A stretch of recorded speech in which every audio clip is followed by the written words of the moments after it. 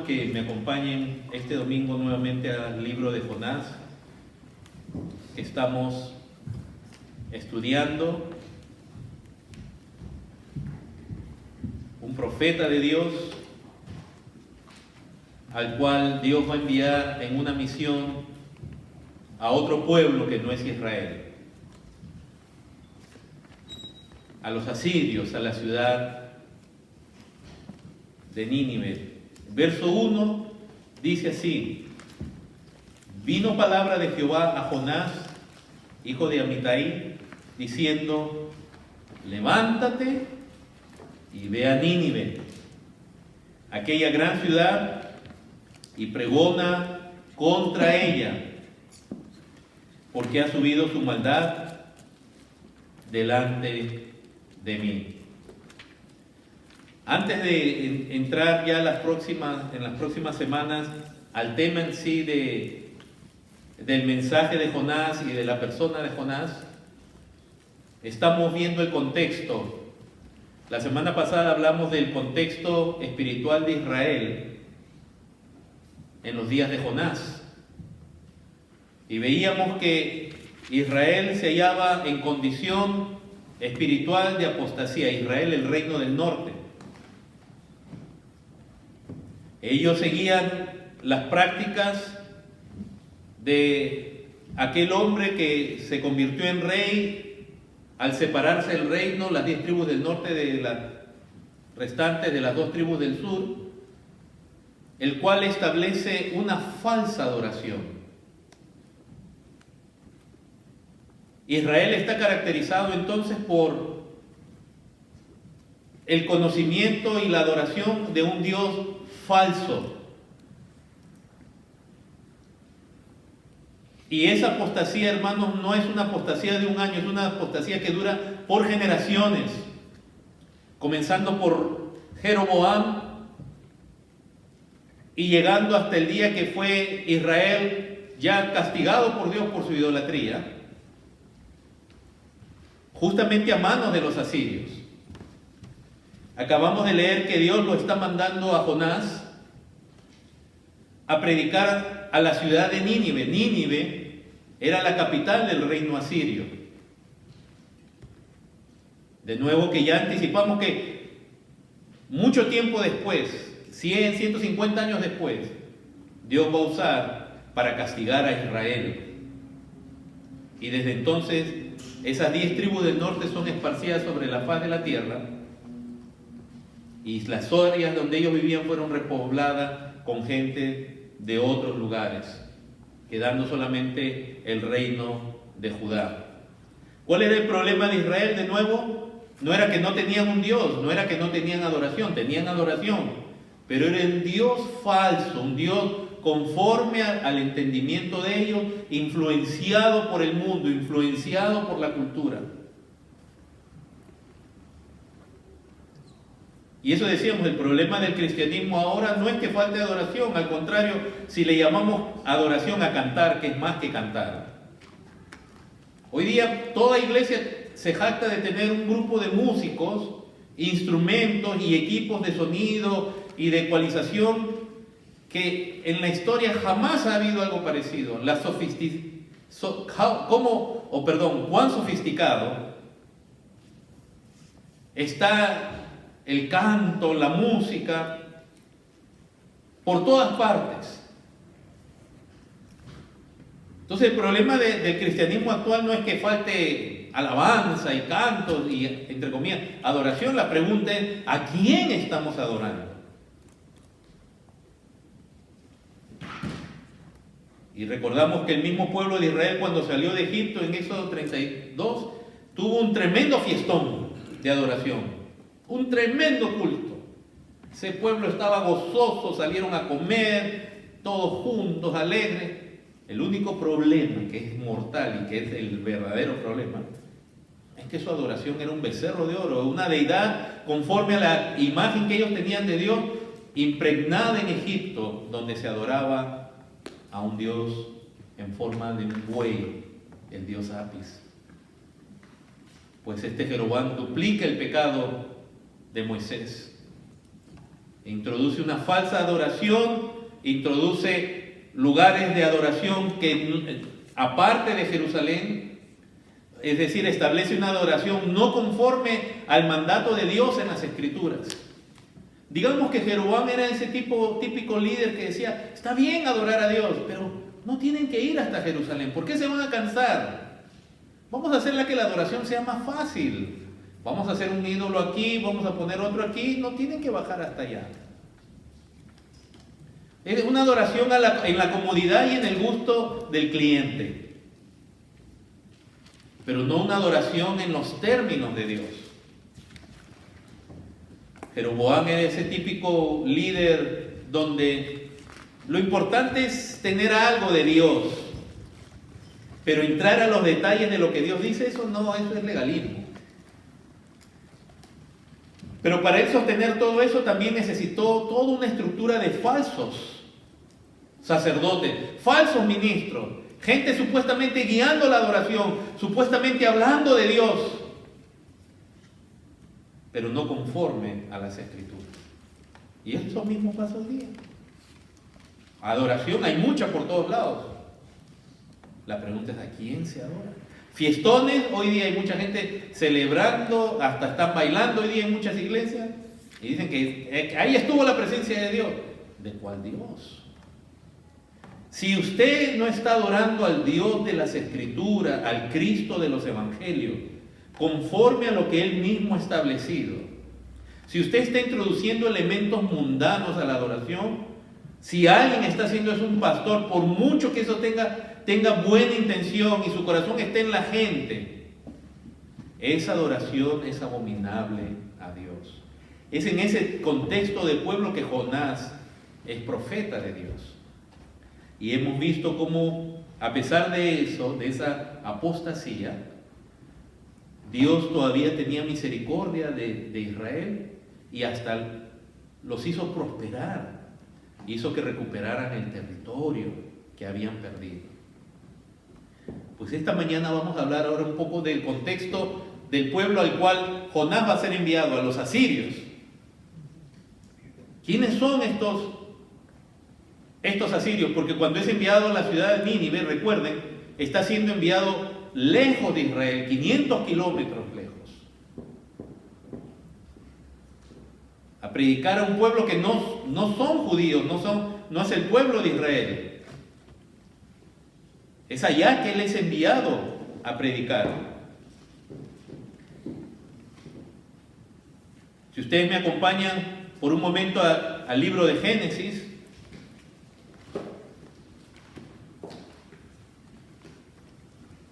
en el capítulo 10,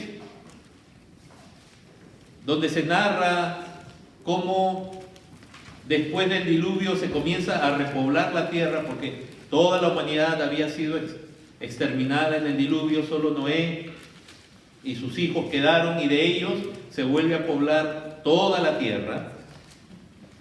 Noé tuvo 3 hijos, Sem o Shem, Cam y Jafet o Jafet. Y cada uno tuvieron hijos, y de ellos se forman los principales grupos étnicos con los cuales se llena la tierra, de los cuales procedemos nosotros. Todos nosotros procedemos de Adán, pero por el linaje de Noé, porque el resto de la humanidad fue desaparecida. Entonces todo ser humano que existe ahora o desciende de Noé, sea por el linaje de Jafet, el de Sem o Shem o el de Cam. En el verso 1 dice: estas son las generaciones de los hijos de Noé, Sem, Cam y Jafet, a quienes nacieron hijos después del diluvio. Del verso 2 al 5 ustedes pueden ver que se va a hablar de los hijos de Jafet, Gomer, Magog, etc. Y en el verso 5 dice: de estos se poblaron las costas, cada cual según su lengua, conforme a sus familias en sus naciones. De estos hijos se forman familias que luego se convierten en naciones, se multiplican. Y cuando dice ahí en el versículo 5, por sus lenguas, recuerden que antes la tierra tenía un solo idioma, una sola lengua, que en la Torre de Babel la humanidad es castigada por Dios, es confundida y ahí nacen los idiomas. Cosa que los mismos expertos, los lingüistas que existen ahora, que es como una ciencia, confirman, porque ellos pueden trazar todos los idiomas, aún los más actuales, van trazando de dónde provienen en la antigüedad. Hasta formarse lo que se conoce, hasta donde se ha llegado a lo que se conoce como el protoidioma, el idioma original del cual nacen todos los idiomas. Increíble, confirmándose la Biblia. En el verso 6 se habla del verso 6 hasta el verso 20, los hijos de Cam, Cus, Misraim, Fut, Canaán, ¿no? Cus es Etiopía, Misraim es Egipto, etc. Y en el verso 20 se hace el mismo resumen. Estos son los hijos de Cam por su familia, sus lenguas, en sus tierras, en sus naciones, al igual que se dijo de los hijos de Jafet. Y en el verso 21 se habla de los hijos de Shem, de Sem, padre de todos los hijos de Heber, de donde nace también la palabra hebreo, y hermano mayor de Jafet. Shem era el mayor. Y se comienza a mencionar Elam, verso 22, Asur, Arfaxad, etc. Y en el verso 31 se hace el mismo resumen. Estos fueron los hijos de Sem por su familia, por sus lenguas, en sus tierras y en sus naciones. Estas son las familias de los hijos de Noé por su descendencia, en sus naciones, y de estos se esparcieron las naciones en la tierra después del diluvio. Y el capítulo 11 entonces nos narra cómo fueron confundidas las lenguas y cómo fueron esparcidas por todas las naciones. Ahora, si retrocedemos en el capítulo 10,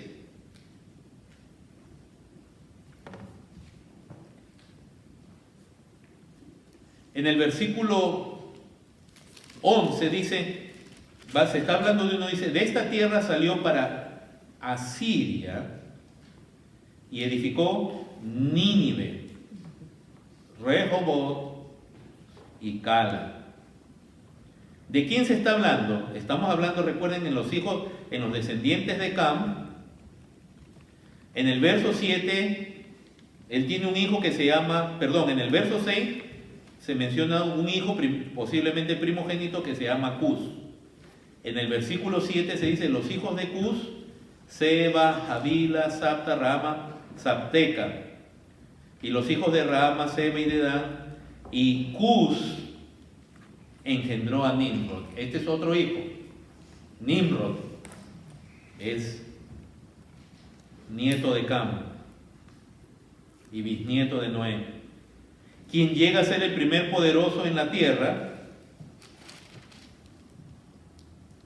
Verso 9, este fue vigoroso cazador delante de Jehová, por lo cual se dice así como Nimrod, vigoroso cazador delante de Jehová. No significa eso, hermanos, que Nimrod era alguien que cazaba y se encomendaba a Dios cuando él cazaba, que lo hacía delante de Jehová, sino que la idea de este versículo, cuando era un vigoroso cazador delante de Jehová, tiene que ver con la idea de que él se desafiaba a Jehová, se enfrentó a Jehová, y él fue un poderoso gobernante.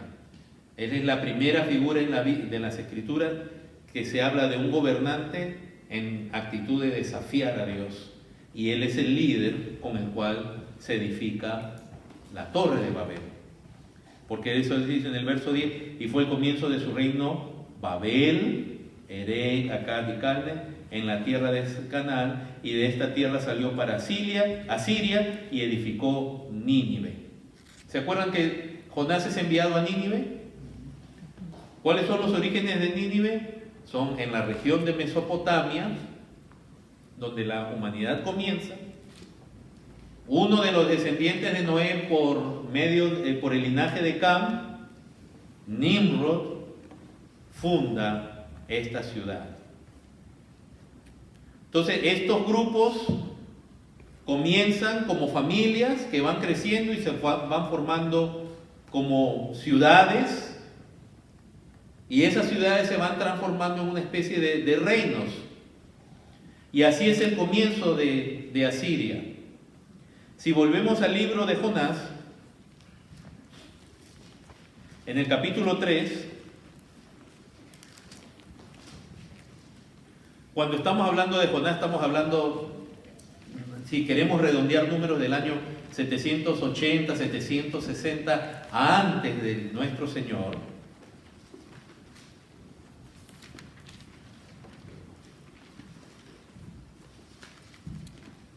Entonces habían pasado ya más de 1000 años, quizás 1200, 1300 años, desde que ocurre lo de la Torre de Babel.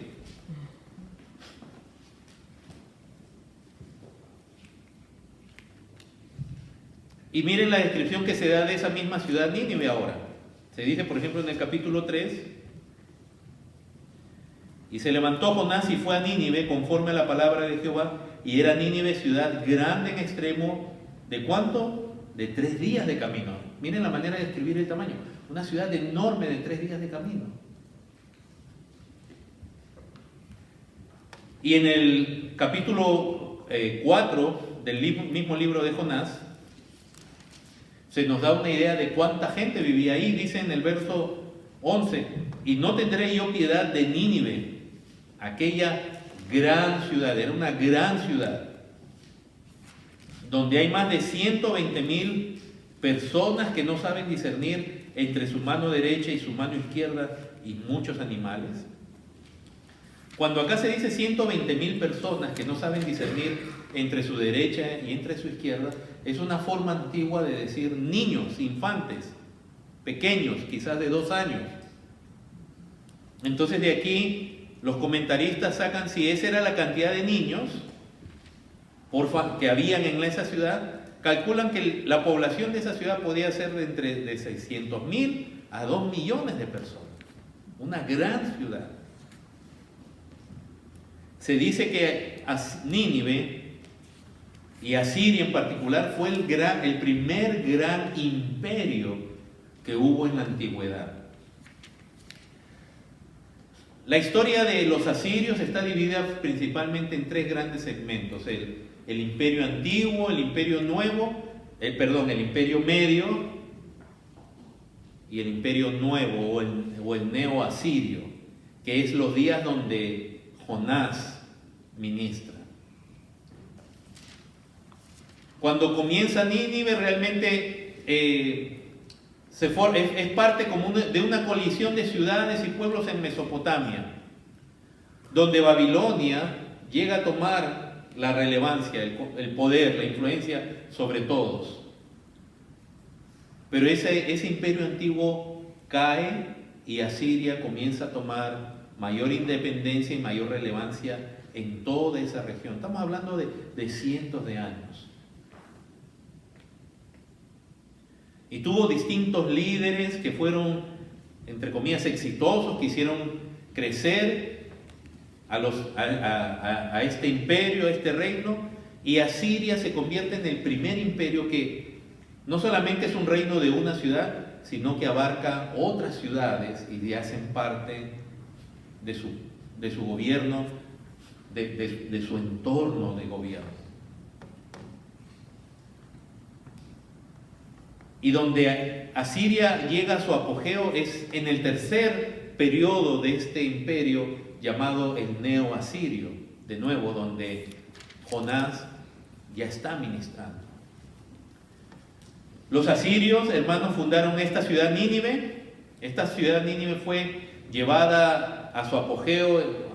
Hay un emperador que se menciona en las escrituras, Sennacherib, que hizo de Nínive la ciudad más grande de esos tiempos. Él era hijo de un gobernador, de un emperador llamado Asdón II, que muere en una batalla, el cual en otra ciudad tenía su palacio.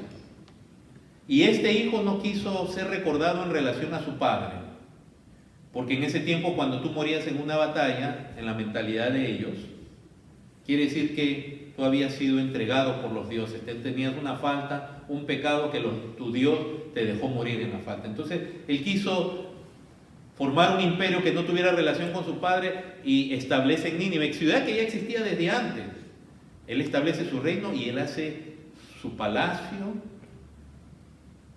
un palacio majestuoso. Dicen que tenía 2000 estatuas, tenía 80 habitaciones, él creó acueductos para traer agua, a pesar que la ciudad estaba a las orillas del río Tigris. Él también hace acueductos para regar la ciudad y para las áreas circunvecinas, con una tecnología que hasta el día de hoy los arqueólogos lo ven como algo maravilloso. ¿Cómo hacía para transportar él el agua?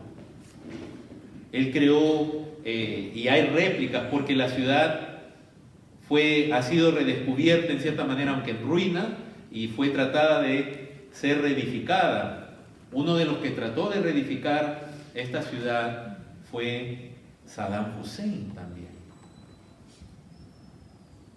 Y arqueólogos, y hoy día mismo todavía quedan algunas murallas, no son las originales, fueron de la reconstrucción, pero están tratando de seguir los patrones reales, originales de esta ciudad. Esta ciudad tenía muros que se dice que tenían 100 pies de altura, 30 metros de altura, y que eran tan gruesos que hasta tres carros, de los carros que ellos usaban de caballo, podían correr encima de sus murallas. Sus jardines, su diseño y el tamaño eran tan gloriosos, entre comillas, que, es más, se dice que cuando se habla de los jardines colgantes de Babilonia, se está cometiendo un error, que los jardines colgantes hermosos, que eran una de las maravillas de la antigüedad, no estaban en Babilonia, sino en Nínive. Esta nación, los asirios, fueron tecnológicamente muy avanzados para su tiempo, y ellos descubren el hierro. Y así se pasa de lo que se conoce como la edad de bronce en Medio Oriente, en Mesopotamia, a la edad del hierro. Y ellos comienzan a crear armas y utensilios de hierro. Y con armas de hierro le comienzan a dar una paliza a todos sus enemigos, porque los demás tenían armas de bronce. Y las armas de hierro son más fuertes. Y eran gente bien aguerrida. Era gente fiera, era gente que era conocida porque cuando conquistaban otras naciones, si alguien se le oponía y ellos lo conquistaban, la venganza de ellos eran crueles. No quiero malograr su mañana con menciones o con descripciones más crudas de lo que ellos hacían, pero ellos cometían actos sumamente crueles con sus enemigos cuando los vencían. Unas torturas que no vale mencionarse aquí en el púlpito. Y prosperaron de una manera increíble. De nuevo, imagínense que en los días de Jonás, cuando dice, ve a esa ciudad, en la misma palabra de Dios dice, la gran ciudad. Y usted dirá, ¿y esto de qué es de utilidad para nosotros, pastor? ¿Para qué nos sirve saber de la historia de Asiria? Porque la relación con nosotros es esto, que en el Antiguo Testamento se ve a Dios tratando con las naciones de la misma manera que Él trata hoy día. Pero muchos cristianos creen que el Dios del Antiguo Testamento o es otro y ya no es el mismo del Nuevo Testamento. Y tenemos que ver al mismo Dios tratando con las naciones antes, así como Él trata con las naciones ahora. Y entonces, ¿por qué usted no lee tantas descripciones de cómo Dios trataba con los pueblos en el Nuevo Testamento? Porque el Nuevo Testamento está centrado primero en los evangelios, en la obra en Cristo y en su obra. El libro de los Hechos en el crecimiento de la iglesia establecida por Cristo, y las epístolas son una aclaración del mensaje de Cristo. El énfasis del Nuevo Testamento ya no es cómo Dios trata con los reinos, pero no es que Dios se haya dormido. Él sigue tratando con los reinos en su soberanía y en su autoridad, como Él trata, y Él tiene hombres sirviendo en medio de las naciones. Es más, la iglesia ahora ya no es un reino como era Israel, no es una nación como era Israel, es una nación santa, pero que está esparcida en todos los reinos de la tierra. Y debemos saber cómo es que Dios trata con las naciones.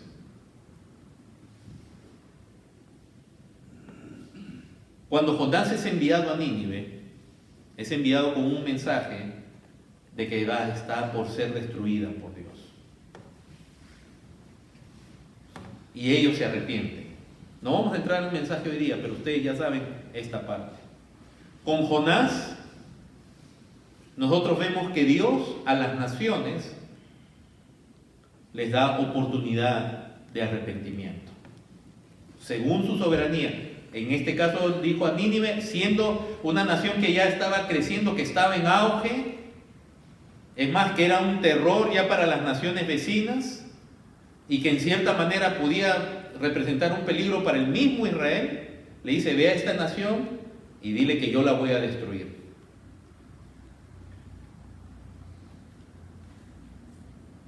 En Isaías 10,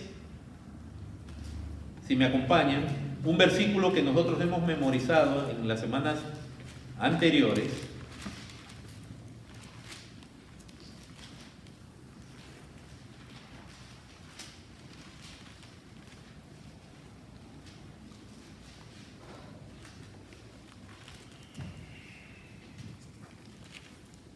¿Quién recuerda ese versículo 5? Oh Asiria, vara y báculo de mi furor, en su mano he puesto mira. En Jonás lo que vemos es el corazón de Dios, la soberanía, la voluntad, la misericordia de Dios para librar a los asirios del castigo. En Isaías 5 vamos a ver que Asiria es un instrumento de Dios para castigo a otras naciones. Y estos tres aspectos tenemos que ver de este imperio de Asiria, cuya capital era Nínive, que primero ellos son librados del castigo, segundo son un instrumento de castigo, pero tercero terminan recibiendo también ellos mismos castigo de Dios como nación. Y a veces usted se pregunta, pero ¿por qué pasa lo que pasa en mi país? ¿Por qué pasa lo que pasa en las naciones? Y nos olvidamos como creyentes que Dios está tratando con las naciones, castigando a unas, usando a otras, para su plan, para su propósito, usando naciones para limitar el mal, usando naciones para castigar a otras, levantando gobernantes a la voluntad soberana de Dios, alzando reinos, formándose reinos, desapareciendo reinos. Usted ni yo se imaginaría que hace solo 80 años, digamos atrás, hace solo 80 años, la gran potencia en el mundo era Gran Bretaña. No podemos ni imaginar que Gran Bretaña era el equivalente del Estados Unidos de ahora. Gran Bretaña estaba en todo el mundo, tenía colonias en todas partes, la mitad de África pertenecía a Gran Bretaña, la India pertenecía a Gran Bretaña, tenía una potencia, una fuerza militar incomparable. Y en pocos años, en solo 5 años, desaparece como la gran potencia del mundo y pasa a ser simplemente un reino importante, sigue siendo importante, pero no es ni la sombra de lo que era hace solo 80 años. ¿Qué decir de España o de Portugal? Imperios enormes tenían el poder y dejaron de ser. Y así usted puede ir retrocediendo en el tiempo, yendo de aquí para allá, hablar de China, hablar de los babilonios, hablar de tantos imperios, hablar aún de los imperios antiguos en América, de los imperios prehispánicos como los aztecas o los incas o los mayas, que en un tiempo gobernaban y regían regiones enormes y que ahora nomás son. ¿Quién hace eso? Dios.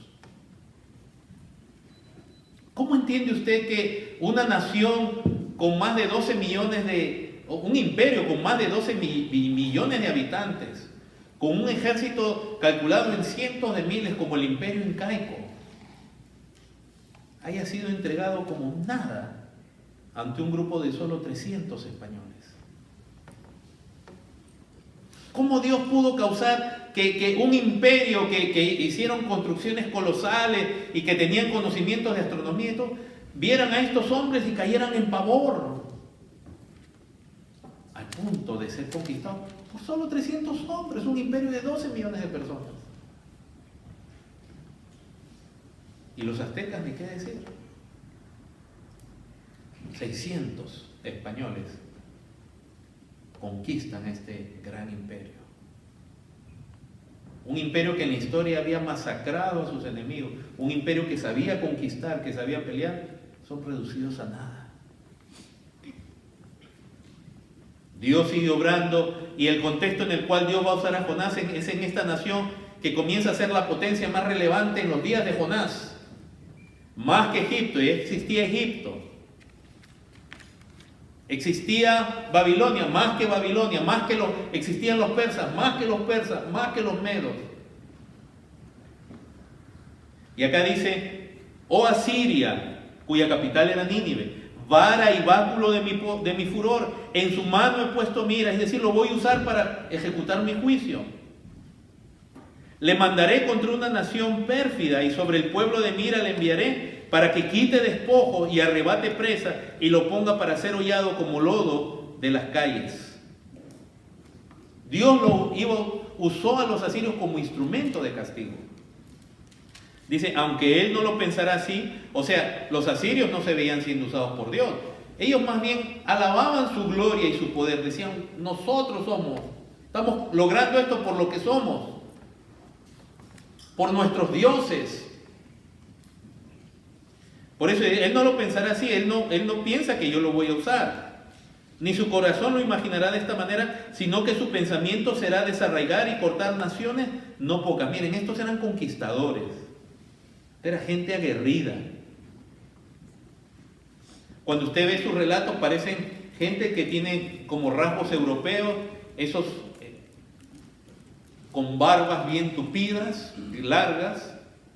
Eran los hipsters de la antigüedad. Les gustaba hacerse trenzas en las barbas, trenzas en los cabellos, de mucho cabello, de una complexión física fuerte. Usted ve, no es que ellos, usted ve los monolitos y las entalladuras en piedra, y usted ve, eran hombres fuertes y aguerridos, luchando. Sabían usar los carros de a caballo de una manera muy eficiente, el arco, la flecha, la espada, y conquistaban con maldad, traían temor a muchos pueblos. Pero acá mismo, en Isaías 15,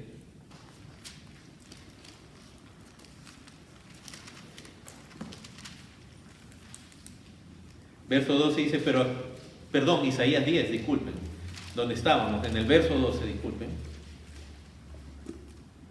Pero acontecerá después que el Señor, que haya acabado toda su obra en el monte de Sión y en Jerusalén, castigará el fruto de la soberbia del rey de Asiria y la gloria de la altivez de sus ojos. ¿Ven cómo Dios usa a un gobernante en su ira, en su altivez, para castigar a otras naciones? Pero después Dios mismo dice, y a ellos también los voy a castigar. Y a su gobernante también los voy a castigar. Y eso es lo que leemos, por ejemplo, así como Jonás fue enviado por Dios a Nínive con un mensaje de va a ser castigada, y se arrepienten. Ellos entienden que están en pecado contra Dios y se arrepienten. Si me acompañan al libro del profeta Nahum.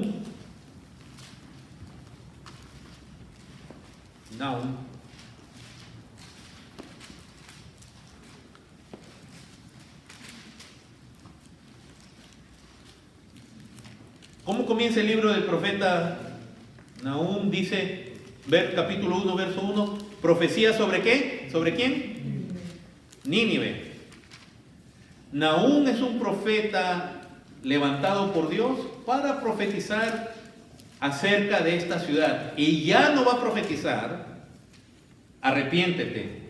Ya no va a profetizar oportunidad de perdón. Nahum ya va a profetizar el juicio que en Isaías leíamos que ya era anunciado. Dice, profecía sobre Nínive, libro de la visión de Nahum de Elcos.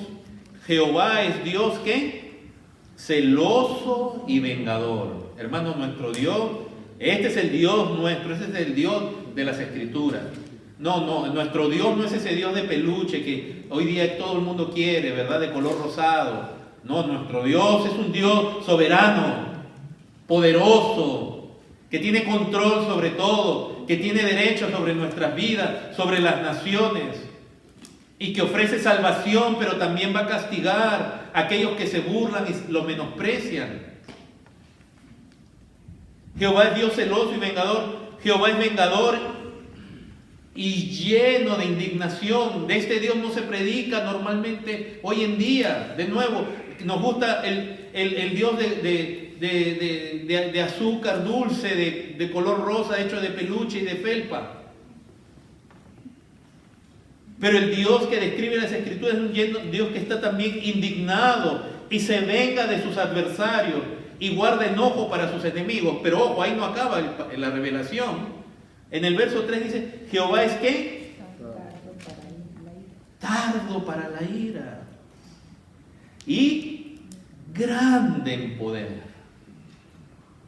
O sea, Dios no está descontrolado. Dios no amanece un día y dice, ya, me cansaron. Dios es lento, es compasivo, es paciente, decíamos cuando comenzamos esta serie de enseñanzas. Hermanos, todas las naciones merecen ser castigadas y todos los hombres. Pero nuestro Dios es lento para la ira. Es grande en poder, es grande en misericordia. Pero no tendrá por inocente al culpable. Jehová marcha en la tempestad y en el torbellino, y las nubes son el polvo de sus pies. Por esta mención que hace Nahum, de que Dios es lento para la ira, es que Jonás fue enviado a Nínive muchísimos años antes que Nahum. Porque Dios no se complace en destruir al pecador. Dios es vengador, pero no es que Él disfrute destruyendo al maligno. Ese es el contexto de Asiria. Y si ustedes ven, capítulo 2, por ejemplo, verso 1 dice, subió destruidor contra ti, guarda la fortaleza, vigila el camino, cíñete los lomos, refuerza mucho tu poder, porque Jehová restaurará la gloria de Jacob como la gloria de Israel, porque saqueadores los saquearon y estropearon sus mugrones, el escudo de sus valientes estará enrojecido, los varones de su ejército vestidos de grana, el carro como fuego de antorcha, el día que se prepare temblarán las hayas. En medio del mensaje se está hablando de la restauración de Judá, del pueblo de Dios. Pero miren ahora el capítulo 3 lo que se dice de Nínive. Ay de ti, ciudad ¿qué? ¿Cómo le llama a Nínive? ¿Ciudad qué? Sanguinaria.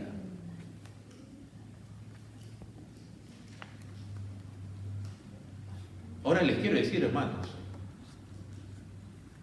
Nínive, descrita en las Escrituras como ciudad sanguinaria, Nínive es un jardín de infantes comparado con una nación como la que vivimos, donde 60 millones de niños han sido asesinados horrenda, cruel y abusivamente dentro del vientre de sus madres.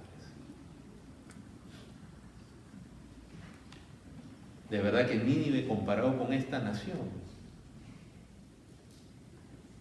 Ahora fíjense entonces cómo una nación, cómo un reino puede estar en un progreso, conquistando, creciendo, prosperando materialmente y alcanzando todo, y moralmente, y Dios decirle, mira, yo soy lento para la ira, pero tu pecado está llegando al colmo. Fíjense por qué. ¿Cuál fue una de las razones por las cuales Dios salva a Israel, lo saca de Egipto y lo lleva a la tierra de Canaán? Una de las razones fue acabar con los cananeos, que llegaron a tener las prácticas idolátricas más abominables en la humanidad. Una de las prácticas de ellos era pasar a sus hijos por fuego. Imagínense lo que el hombre es capaz de hacer. Pero al igual que le puede pasar a usted o a mí en este tiempo, nosotros decimos, no, yo vivo en una gran nación, tenemos una tecnología increíble. Mire, yo ahora en la palma de mi mano aprieto un botón y tengo información, juego, wow. Y no nos damos cuenta que moralmente esta nación está corriendo en contra de Dios y que su castigo está pronto y está cerca. Pero no es que Dios está dispuesto con alegría a castigar esta nación. Y no nos damos cuenta que estamos ahorita en una nación sanguinaria y en tiempos de gran inmoralidad.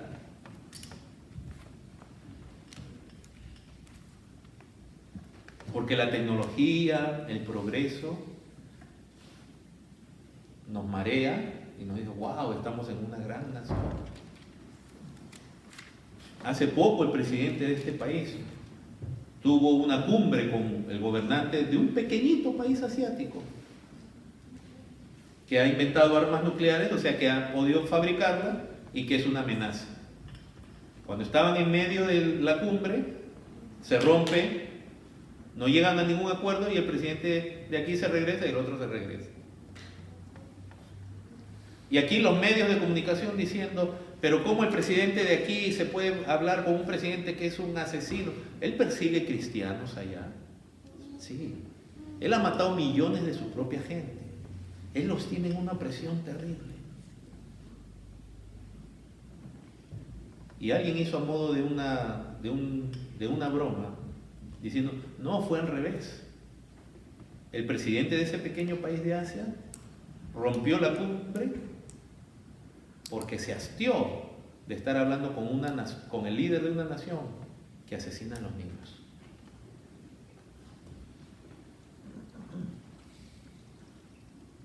No, hermanos, cuando en Nueva York sale el gobernador con todo orgullo a decir que nosotros ahora podemos matar a los niños hasta el momento mismo del nacimiento, lo cual ya es legal en este país, en el estado de Nueva York. El niño puede estar, la mujer con dolores y el niño está asomando la cabeza y ya es legal en Nueva York ahí matar al niño. No se engañe, no piense que usted está viviendo en el mejor de los reinos. Y ese era el contexto de Jonás, vivir en ser enviado a una nación sanguinaria. ¿Qué más dice? Toda llena de mentira. Imagínense que es la realidad nuestra en este tiempo. Una nación llena de mentira, de engaño, de la gente siendo manipulada con noticias, con conceptos, con informaciones falsos. No solo que no son mentiras en el sentido de no ser la realidad, sino con la intención de manipular a la gente. Gente que se ha creído hace mucho y la mentira acerca de lo que es la sexualidad, la mentira acerca de lo que es ser padre, ser madre, la mentira acerca de lo que es el matrimonio, la mentira acerca de lo que es diversión, de lo que es ser feliz. No tenemos nada que envidiarle a los asirios nosotros. Quizás somos peores que ellos. Y adelantándome un poco, usted recuerde que el mismo Señor Jesús le dijo a los fariseos, en aquel día, la gente de Nínive se levantará contra esta generación, porque ellos se arrepintieron. En cambio acá no nos arrepentimos. Toda llena de mentira y de rapiña. La rapiña ahí se refiere que ellos conquistaban y despojaban a pueblos. Es más, ellos fueron la primera nación en la antigüedad, los asirios, que le emplearon un sistema muy, llamémosle así, innovador, pero también muy eficiente en términos humanos.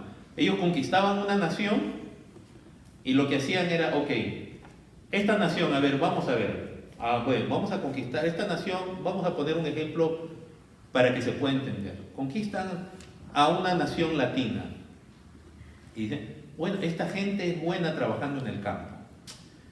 Vamos a sacarlos de su país y vamos a llevarlos a esta otra región donde necesitamos más trabajadores hábiles en el campo. Así, los asirios fueron expertos en conquistar reinos y relocalizar poblaciones enteras a beneficio del reino. Y es lo que ellos después hacen con Israel.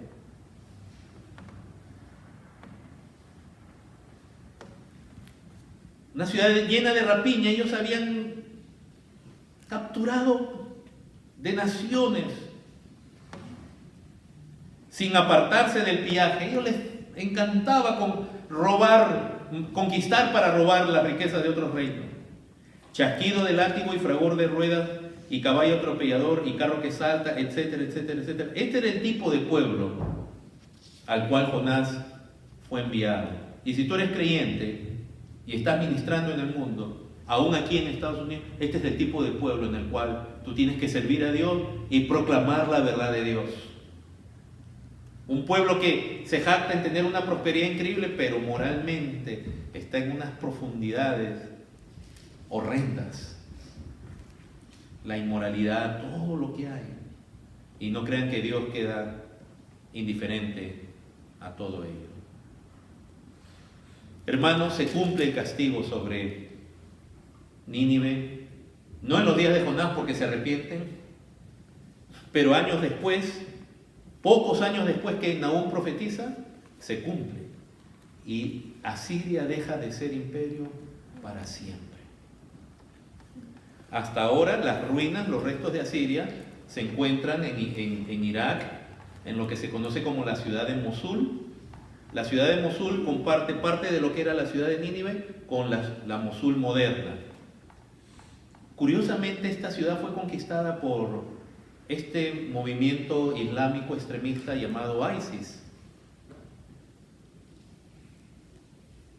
Y cuando ellos entraron, una de las cosas que hicieron, que fue porque lo filmaban y fue una barbaridad, es que ellos, de las ruinas antiguas y de lo reconstruido por arqueólogos más modernos, comenzaron a destrozar todo.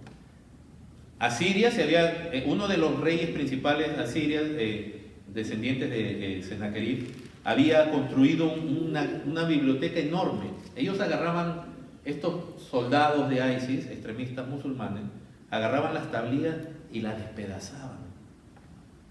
Causaron un daño increíble. ¿Por qué? Porque decían, miren el concepto, estos eran idólatras. Sí, porque los asirios, para terminar, eran idólatras. La deidad más conocida de los asirios era una diosa llamada Ishtar. Era una diosa que no comienza con ellos, parece que es la misma diosa Imani, que fue la diosa que dominó en toda Mesopotamia, en los babilonios, los sumerios, los acadios, porque todos eran pueblos que venían de ahí. En cierta manera se le llama la madre del cielo, la reina del cielo. A veces uno se pregunta qué similitudes tienen las diosas antiguas con lo que lamentablemente el catolicismo ha hecho de la madre del Salvador. Porque en la Biblia en ningún lugar a María se le llama la reina del cielo. Pero no es sino hasta mediados del siglo XIX que ella es coronada como reina del cielo.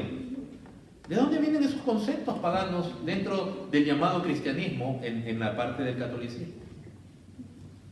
Esta Ishtar era la diosa de la fertilidad, de la abundancia, de la sexualidad, y que poco a poco va emergiendo en otros reinos, y después usted lo conoce, por ejemplo, viene a ser el equivalente de Venus, de los romanos, de la diosa Venus, de Afrodita, de los griegos. Pero algo curioso es que esta diosa se caracterizaba y era adorada porque al ser ella femenina, ella era también la diosa de la seducción. Y una de las razones por las cuales ella era tan adorada en la antigüedad no era porque los asirios fueran gente tonta, sino porque ellos veían que en la deidad habían dioses más accesibles que otros. Entonces esta Ishtar era la diosa que influenciaba a otros dioses, que convencía a otros dioses para hacer ciertas cosas. Por ejemplo, se narra un relato de que hubo una plaga en las plantas, en los árboles. Y el Dios que podía solucionar eso no acudió al rescate. Pero cuando acudieron a Ishtar, ustedes saben cómo, perdón hermanas, no quiero ofenderla, pero cómo una mujer puede mover el corazón de alguien. Y ella lo logra. Hermano, y qué extraño que ese mismo concepto se ha transmitido a María. Porque María, ¿saben por qué ahora es considerada también, lamentablemente, corredentora junto con Cristo? Imagínense. Y la gente le reza a María, ¿saben para qué? ¿Para que María qué? ¿Para que María haga el milagro? Porque María va a hablar con Jesús. ¿Y qué hijo se niega a la madre? Ese típico influencia de la mujer hacia el varón, donde lo puede manipular, lo puede llevar a hacer cosas, es idealizada, idolizada y hecha un ídolo, idolatrizada, y se convierte en un dios. Ahora, hermanos, ¿se han dado cuenta que en el tiempo que vivimos, todo lo que el movimiento feminista significa acá? Ishtar era la diosa que era de la libertad, donde la mujer hacía, y si no hacía, manipulaba.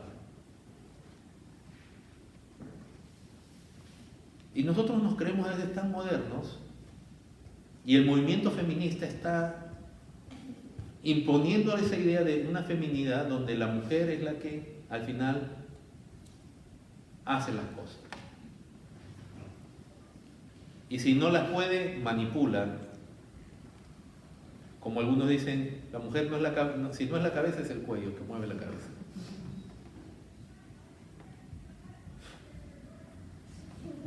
Es ese tipo de pueblo idólatra, con conceptos aún de la feminidad deformadas, con conceptos de Dios distorsionados, que Jonás es enviado.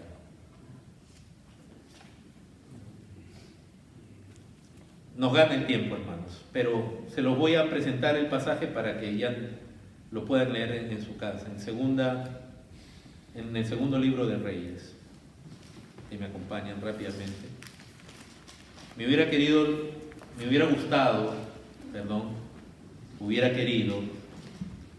leerlo con ustedes, porque de verdad que este pasaje es impresionante. No sé cuánto tiempo llevamos ya, realmente hoy día no tomé control, yo supongo que iremos como unos 50 minutos, 52 minutos ya tenemos. Pero lea en su casa este pasaje, Segunda de Reyes, capítulo 17 y el 18, porque son los últimos capítulos dedicados, tremendo, al reino de Israel antes de que fuera destruido a manos de ¿quién?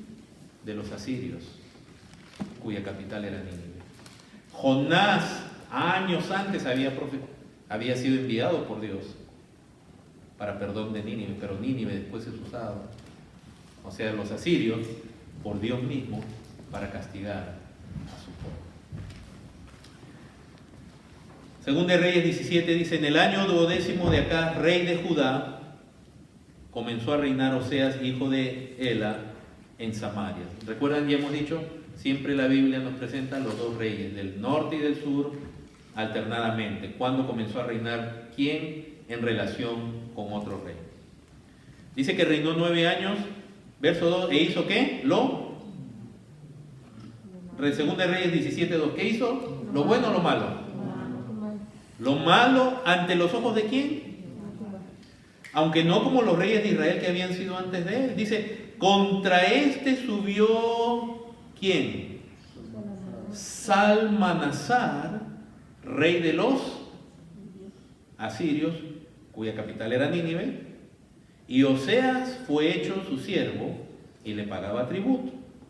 Mas el rey de Asiria, Salmanasar, descubrió que Oseas conspiraba porque había enviado embajadores a So, rey de Egipto. Le estaba pidiendo ayuda a otro imperio, como lo hacía cada año, por lo que el rey, y no pagaba tributo al rey de Asiria como lo hacía cada año, por lo que el rey de Asiria le detuvo y le aprisionó en la casa de la cárcel.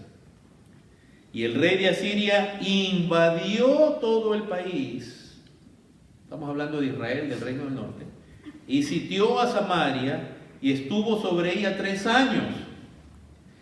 En los 9 años de Oseas, el rey de Asiria tomó Samaria y llevó a Israel cautivo a Siria. Es lo que les decíamos, ellos sabían repoblar las zonas, deportaban enormes cantidades de gente conquistada de un lugar y los llevaban a otros para que ellos pierdan su identidad nacional y para que sean útiles en las zonas que ellos querían que lo fueran. Lo llevó a Israel cautivo a Siria y lo puso en Jalal, en Jabor, junto al río Gozán y en las ciudades de los Medos. ¿Y por qué pasa eso?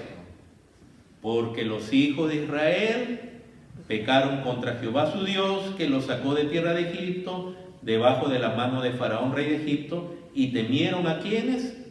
A dioses ajenos. ¿Dónde estaba el temor de los hijos de Israel? En dioses ajenos, no en el verdadero Dios. Verso 8, y anduvieron en los estatutos de las naciones que Jehová había lanzado delante de los hijos de Israel, y en los estatutos que hicieron los reyes de Israel. ¿Qué significa eso? Que ellos andaban conforme a las naciones, es decir, la cultura de las otras naciones, la cultura del mundo, tuvo influencia en ellos. Ellos no andaban según lo que Dios decía, sino según lo que las otras naciones, los no creyentes, decían. A eso se le llama conformidad cultural. Y eso es lo que pasa aquí en la iglesia llamada cristiana, donde el mundo tiene tal influencia que la iglesia quiere ser como el mundo y es como el mundo, no todas las congregaciones, pero mucho. En vez de andar conforme a lo que Dios dice, copiemos del mundo. Dice, y andaron en los estatutos que hicieron los reyes de Israel. O sea, se sometieron a los líderes que introducían esas costumbres en lugar de resistir en la palabra de Dios. Y los hijos de Israel hicieron secretamente cosas no rectas contra Jehová, su Dios, edificándose lugares altos. La adoración. Había adoración, pero no conforme a la palabra de Dios, sino conforme a cómo el mundo decía que debía hacerse.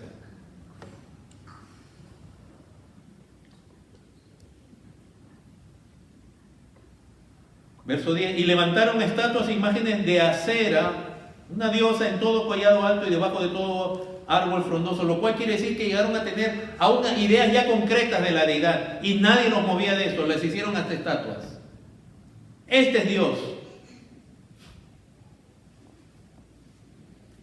Y es cuando llegamos a tener nosotros conceptos, hacemos estatuas del Dios verdadero. Cuando reducimos al Dios verdadero a una imagen nuestra. Ese Dios bonachón que hoy día se predica, que se parece a nosotros. Un Dios de tolerancia, un Dios que realmente tú te puedes burlar de Él. Y Él siempre va a estar detrás tuyo. Verso 12 dice, verso 11, quemaron allí incienso. Fíjense, quemaron incienso. ¿Qué es quemar incienso? Es agarrar un poquito de esencias, de madera, a veces aceite, ponerlos en un aparatito, prenderle fuego y hacer humo, ¿verdad? Quemar incienso. ¿Dios había ordenado a Israel que quemaran incienso? No. Solo existía el altar del incienso, donde un sacerdote designado por Dios, en el tiempo designado, podía hacer eso. El incienso aromático, que Dios le dijo a Moisés que nadie podía hacer algo igual. ¿Saben qué significa esto, hermanos? No solamente que ellos cayeron en idolatría, en errores en cuanto a concepto de Dios, lo cual lo transmitieron en la adoración, una adoración semejante a la que el mundo practicaba, o sea, lo que el mundo dice, así se debe adoración, sino que sus rituales eran rituales no conformados a Dios. Y tienen razón los hermanos cuando nos hablan acerca, por ejemplo, del principio regulativo en la adoración. Cuando nosotros estamos practicando en la adoración bailes y ritos y cosas, que Dios nunca mandó que se practiquen en la iglesia. Ellos tenían acá ritos, una liturgia, una práctica que no venía de Dios. Verso 14, mas ellos no obedecieron, fueron obstinados. Dice que al final del verso 14 no creyeron a Jehová, su Dios. Llegan a ser gente, hermanos, que usted, como muchos cristianos hoy día, le dice, esto dice Dios, y ellos dicen, no puede ser, no te creo. Háblele a los cristianos de la música secular acá y dígales cuán malo es escuchar cualquier música mundana, y la gente acá le dice, no, no creo. Y te van a sacar 10.000 argumentos de la gracia de Dios y de la estética para seguir escuchando a Elvis Presley o a quien sea. Ya no, ya tienen un ídolo, no pueden creer, no pueden rendirlo. Tú le dices del dating, oye, el dating eso no es bíblico. Tú no puedes estar dándole la mano y besitos a una joven con la cual no te has casado, porque, y si no te casas, le has estado dando besos y abrazos a una muchacha que ahora es esposa de otro, lo cual es fornicación, aunque no haya habido intimidad. Dile eso a un muchacho de ahora. Y te dice, no creo, no, tú estás mal, eres legalista. Pero seguimos adorando. Aleluya. ¿Y a quién tenemos de modelo de adoración? A Hillsong, que no es otra cosa ni más ni menos que una copia del mundo traída a la iglesia, donde sus pastores muestran inmoralidad, adorando a Dios conforme a las prácticas de las naciones, musicalmente siendo una copia de grupos seculares como YouTube, no YouTube, sino U2. El mismo estilo, porque impacta, porque gusta. Y eso es adoración. Y tenemos ritos y hacemos cosas en el culto que no vienen de Dios, que Dios nunca dijo, hágase esto en la iglesia. Porque tenemos líderes que dicen, no, sí se puede. En ese contexto, Dios te ha llamado a ser creyente y anunciar su mensaje a ti. En una nación que se cree lo máximo, pero moralmente está decaída. Y que ha tenido un propósito para Dios, pero también está, ya, es más, este país ya mismo está experimentando el juicio de Dios. Porque cuando usted ve todo ese homosexualismo siendo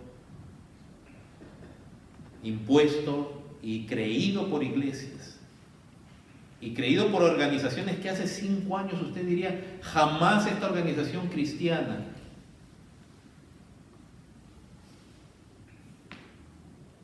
o este predicador o esta institución va a aceptar eso, y hoy día lo aceptan.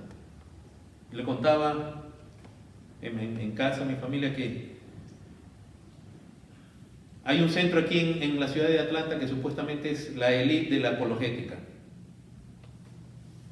Y cuando yo escucho a uno de los líderes, de las cabezas cuando leo lo que él escribe acerca del homosexualismo, él dice que el homosexual sufre porque se siente atrapado en un cuerpo incorrecto. ¿Saben lo que dice? Dice que Cristo lo entiende, porque Cristo también sufrió lo mismo estando en un cuerpo incorrecto. A eso se le llama gender dysphoria en inglés. Y él dice así, Cristo también sufrió de disforia. Porque él, entonces comienza a ser claro, ¿no? Porque él era Dios y ahora está en un cuerpo humano. ¿Por qué tenemos que absorber lo que la cultura dice y acomodar a Dios y a Cristo al mensaje de Dios? Y un pastor que es tan conocido en este país, que ha sido usado y ha escrito cosas excelentes en cuanto al hombre, la mujer y al matrimonio, ahora, ¿no?, famoso por participar en un evento donde se dice que uno puede ser cristiano, pero también gay, homosexual. Y eso está bien con Dios. Y él cerrando el congreso diciendo, todo, me parece excelente todo lo que he visto acá.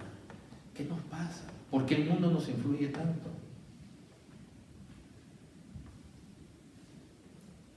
y los asirios fueron enviados a castigar a este tipo de pueblo. Léanlo el resto, hermano, el capítulo 17, 18, yo ya me pasé del tiempo, tenían una teología conforme al mundo, tenían una falsa espiritualidad.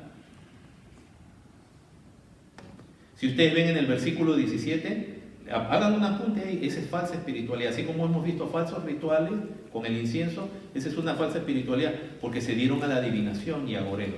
Hermanos, hoy día hay un gran movimiento aquí llamado la Nueva Reforma Apostólica, así se llama. ¿Saben lo que practican ellos? La adivinación. Y dicen que ese es el don del Espíritu Santo del discernimiento, donde hasta prueban la leída de manos. Increíble.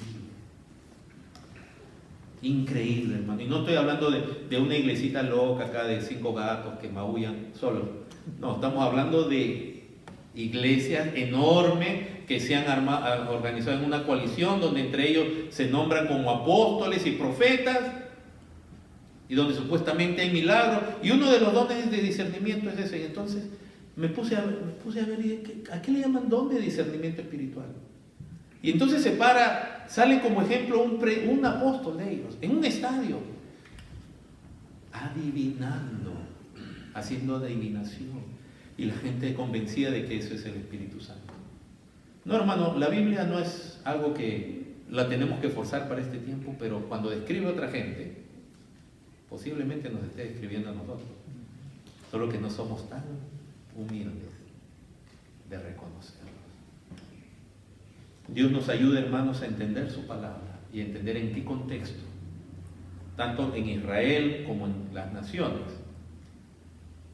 Dios lo llama a este hombre Jonás, porque así también a ti y a mí nos ha llamado en esta hora, a ser de Él y a vivir para Él y a proclamar su palabra en medio de esta generación. Les invito a ponerse en pie.